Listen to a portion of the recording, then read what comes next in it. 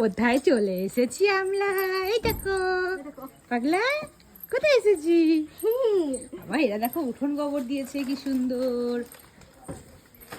চলে এসেছি, এবারে একটা অনুষ্ঠান, পরে বলছি কি। দেখো উঠোন গোবর দিয়েছে, কি সুন্দর লাগছে দেখতে। ঠাকুমা আবার দেখো আদর করছে। বলছি কাদের ঘরে উঠবো গো?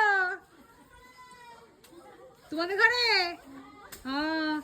তো দেখো পুরো একদম সুন্দর করে ল্যাপা পূজা চলছে। উঠোন কি সুন্দর গোবর করেছে, গোবর দিয়ে একদম।